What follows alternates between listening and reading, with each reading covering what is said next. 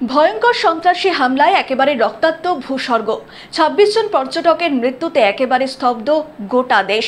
আর এর মধ্যেই দিল্লিতে অবস্থিত পাক হাই কমিশনে যেন উৎসবের আবহ। সেখানে আনা হয়েছে কেক, আর যা ঘিরে তোলপাড় শুরু হয়েছে গোটা দেশ জুড়ে।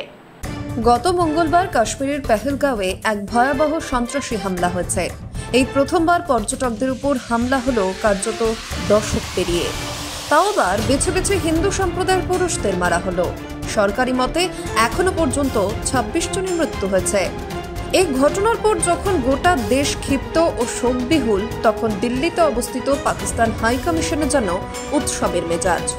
রীতিমতো কেক অর্ডার করা হয়েছিল বলেই দাবি। ঘটনার সূত্রপাত বৃহস্পতিবার সকালে।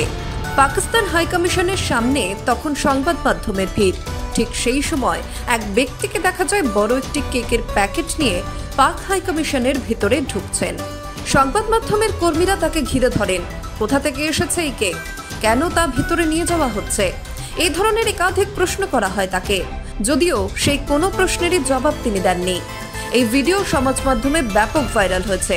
সেই সঙ্গে চর্চায় এসেছে, তাহলে কি কাশ্মীরের হামলার ঘটনায় পাকিস্তান হাইকমিশনে কেক কেটে উৎসব করা হলো? যদিও এর জবাব পাওয়া যায়নি, কিন্তু ভারতও ব্যবস্থা নিতে দেরি করেনি। কূটনৈতিকভাবে পাকিস্তানকে কোণঠাসা করতে একাধিক পদক্ষেপ করেছে ভারত। রাতারাতি সিন্ধু জলচুক্তি স্থগিত করা হয়েছে। সেই সঙ্গে নয়াদিল্লিতে পাক হাই কমিশনের ডিফেন্স, মিলিটারি, নৌসেনা এবং বায়ুসেনা উপদেষ্টাকে অবাঞ্ছিত আখ্যা দিয়ে ১ সপ্তাহের মধ্যে ভারত ছাড়ার নির্দেশ দেওয়া হয়েছে। হাই কমিশনের কর্মী সংখ্যা ৫৫ থেকে কমিয়ে ৩০ করার নির্দেশ দেওয়া হয়েছে। যদিও ভারত একই ব্যবস্থা নেবে ইসলামাবাদে অবস্থিত ভারতীয় হাই কমিশনের জন্য, কিন্তু সবকিছুকে ছাপিয়ে গিয়েছে ভাইরাল হওয়া এই ভিডিও। সোশ্যাল মিডিয়ায় অনেকেই প্রশ্ন তুলছে, তাহলে কি পাক হাই কমিশনে কেক কেটে সেলিব্রেশন করা হলো? যদিও এর উত্তর পাওয়া যায়নি, তবে বিষয়টি যথেষ্টই উদ্বেগজনক। সবচেয়ে অবাক করেছে ওই ব্যক্তির নিরাপত্তা।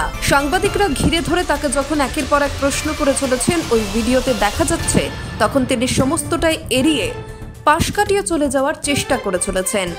তাৎপর্যপূর্ণভাবে বৃহস্পতিবার মধ্যরাতে দিল্লিতে নিযুক্ত পাক কূটনীতিক সাদ আহমেদ ওয়ারাইজকে ডেকে পাঠায় ভারতীয় বিদেশ মন্ত্রক।